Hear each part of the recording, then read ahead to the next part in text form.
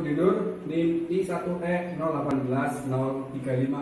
Perkenalkan, nama saya Muhammad Rehan, NIM I1E018028. Perkenalkan, nama saya Fikri Ali Mukrofin, NIM I1E018024. Perkenalkan, saya Subiyoyo Ramadhani, NIM I1E018038. Assalamualaikum warahmatullahi wabarakatuh. Kami dari kelompok 2 akan menjelaskan mengenai olahraga tradisional Batewa, yang di dalamnya berisi pertama sejarah dan deskripsi, yang kedua sarana dan prasarana, yang ketiga cara bermain, dan yang terakhir pedoman penskoran. Batewa merupakan istilah yang sering dipakai anak-anak di daerah Marabahan dan Banjarmasin. Nama Batewa ini diambil dari kata tiwah. Tiwah merupakan upacara yang dilakukan oleh penganut agama Keharingan di pedalaman Kalimantan.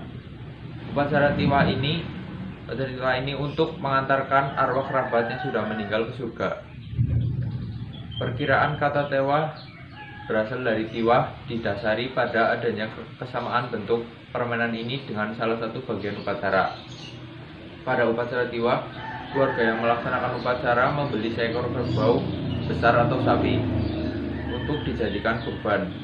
Selama upacara berlangsung, kurban diikat pada tongkat kayu dan seluruh keluarganya ikut mengelilinginya masing-masing. Anggota keluarga memegang tombak, kemudian melemparkannya ke kurban terus-menerus sampai kurban tidak berdaya lagi. Selebih itu baru disembelih untuk dimakan bersama. Dalam permainan Batewa, sasaran yang dituju bukanlah binatang kurban, tetapi kayu yang disusun menyerupai api unggun.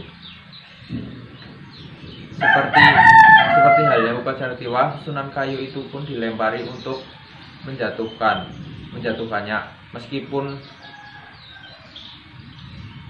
ada kemiripan permainan ini, namun permainan ini tidak mengandung unsur mistis dan religius.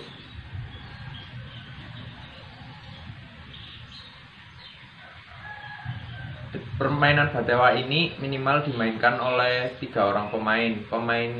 Satu pemain sebagai pemain yang berjaga dan 2 pemain yang lain sebagai panewa yang naik atau bersembunyi.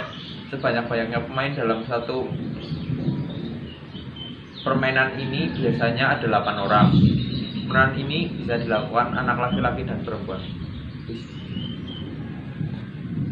Di sini saya akan sedikit memberitahu tentang sarana dan prasarana apa saja yang akan digunakan dalam permainan olahraga tradisional Betawi. Yang pertama yang dibutuhkan yaitu 2 peluit yang berfungsi untuk mengawali dan mengakhiri permainan. Yang kedua yaitu 2 stopwatch yang berfungsi untuk menghitung waktu awal sampai akhir permainan. Yang ketiga kaos tim yaitu untuk membedakan tim satu dengan yang lainnya. Yang keempat papan skor untuk digunakan untuk mencatat skor per tim yang dihasilkan. Yang kelima kapur berwarna untuk membuat garis pada lapangan. Yang keenam lapangan untuk memainkan permainan Betawi. Yang ketujuh 5 bola kasti digunakan nanti pada saat melakukan permainan. Yang kedelapan yaitu 20 sandal untuk digunakan disusun nantinya dalam permainan. Ya, itu sarana dan prasarana yang digunakan untuk permainan olahraga tradisional Betawi. Oke, selanjutnya di sini saya akan menjelaskan tentang cara bermain olahraga tradisional Batewa. Sebelumnya saya akan menjelaskan tentang ukuran dan bentuk-bentuk dalam permainan olahraga tradisional Batewa. Ukuran lapangan olahraga Batewa ini berbentuk persegi dengan ukuran 20 kali 20 meter. Kemudian di sini ada kotak berwarna biru yang berukuran 50 kali 50 cm yang berfungsi sebagai tempat persembunyian pada saat permainan dilakukan.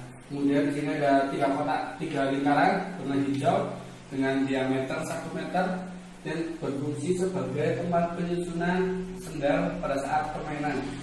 Kemudian di sini ada 6 persegi atau kotak yang masing-masing berukuran 2 kali 2 meter. Kotak yang berwarna ini merupakan base pemain cadangan. Kotak berwarna hitam merupakan base pemain yang terkena pada saat bola kasti atau pemain yang telah dimatikan pada bola kasti. Kemudian di sini ada tanda silang. Ini merupakan tempat wasit pada saat pertandingan dimulai. Kemudian di sini saya akan menjelaskan cara bermain olahraga tradisional patela. Masing-masing tim terdiri dari 10 pemain dengan 5 pemain sebagai pemain inti dan 5 pemain sebagai pemain cadangan. Permainan ini dilakukan oleh 3 tim. Ini tim A, tim B, dan tim C. Ini merupakan area tim A, tim B, dan tim C. Kemudian peralatan yang diperlukan diletakkan 8 sandal dan 1 bola kasti diletakkan pada area penyusunan masing-masing tim. Kemudian masing-masing tim berada pada luar lapangan, berada pada base. 10 pemain berada pada base cadangan. 10 pemain tim A berada di cadangan, B, C berada di cadangan. Kemudian wasit akan meniup fluid pertandingan. Kemudian masing-masing tim mengirim 5 pemain untuk melakukan pertandingan. Jadi pertandingan dimulai, misalkan wasit meniup fluid, prit, 5 pemain dari masing-masing tim memasuki lapangan dengan menyusun sandal dan mengambil bola kasti. Kemudian masing-masing tim menyusun sandal dan saling menyerang menggunakan bola kasti dengan cara saling mengumpan menggunakan tangan, tapi tanpa ada pergerakan kaki. Jadi sudah menempatkan, kemudian diumpan, kemudian menyerang. Ini bertujuan agar semua tim tidak bisa menyusun sandal. Kemudian cara menyusun sandalnya membentuk piramid. Jadi 8 sandal itu membentuk piramid, tidak saling bertumpukan, tidak menumpuk tetapi membentuk piramid. Kemudian pemain dapat dimatikan dengan cara melempar atau mengenai bola kasti pada tubuh. Tetapi ada beberapa area yang tidak boleh dikenai oleh tubuh, atau apabila bola kasti mengenai area tersebut tidak disahkan, yaitu bagian kepala, kaki, telapak kaki, dari telapak kaki sampai bola mata kaki, dan alat kelamin. Kemudian apa fungsi dari kotak ini?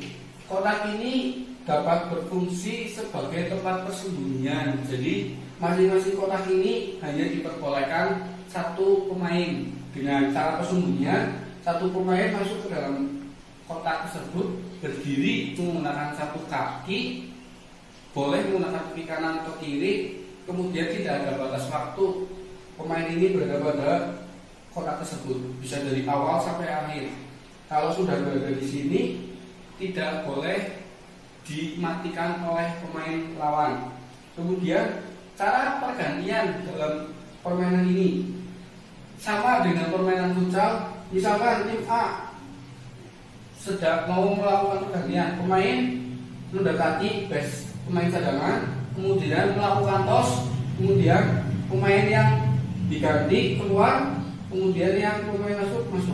Tidak ada batas pemain diganti, boleh 1 kali, 2 kali, atau 3 kali. Kemudian pemain yang sudah dimatikan oleh pemain lawan kembali, misalkan tim B mengenai salah 1 pemain dari tim A, kemudian keluar memasuki base pemain yang telah dimatikan, dan pemain ini tidak boleh bermain lagi pada babak yang sedang dilakukan. Jadi boleh bermain lagi tapi pada babak selanjutnya. Kemudian permainan ini akan berakhir apabila waktu permainan sudah selesai, permainan sudah selesai, 10 menit sudah selesai. Dan juga permainan bisa berakhir apabila semua tim sebelum waktu pertandingan selesai sudah berhasil menyusun sandal. Oke, mungkin itu saja yang bisa saya sampaikan tentang tata cara permainan olahraga tradisional Batewa. Oke, pada kesempatan ini saya akan menjelaskan tentang pedoman penskoran dalam permainan tradisional Batewa. Oke, langsung saja. Good. Yang pertama, tim akan mendapatkan 3 poin apabila menyusun sendal tercepat pertama dalam satu babak tersebut. Yang kedua, tim akan mendapatkan 2 poin apabila menyusun sendal tercepat kedua dalam babak tersebut. Yang ketiga, tim akan mendapatkan 1 poin apabila menyusun sendal terakhir atau ketiga dalam babak tersebut. Yang selanjutnya, yang keempat, apabila dalam satu babak tidak ada tim yang berhasil menyusun sendal, maka masing-masing tim mendapatkan poin 1 dalam babak tersebut. Yang kelima, apabila hanya 1 yang berhasil menyusun sendal, maka tim yang bisa berhasil menyusun sendal mendapatkan 3 poin, dan kedua tim yang lainnya masing-masing mendapatkan 1 poin dalam babak tersebut. Yang keenam, penutup tim yang memenangkan pertandingan dari jumlah akumulasi poin terbanyak. Misal, dari tim A mendapatkan poin 10, dari tim B mendapatkan 12 poin, dari tim C mendapatkan 7 poin. Sudah diketahui bahwasanya yang memenangkan pertandingan adalah tim B. Kurang lebihnya seperti itu. Yang ketujuh, apabila dalam penutup pemenang terdapat tim yang memiliki poin yang sama, maka ada satu cara untuk menentukan pemenangnya, yaitu menambahkan pertandingan atau satu babak untuk yang memiliki poin yang sama, agar nantinya bisa menentukan pemenang dalam pertandingan Batewa tersebut. Demikian yang dapat kami sampaikan, kurang lebihnya mohon dimaafkan. Terima kasih. Wassalamualaikum warahmatullahi wabarakatuh.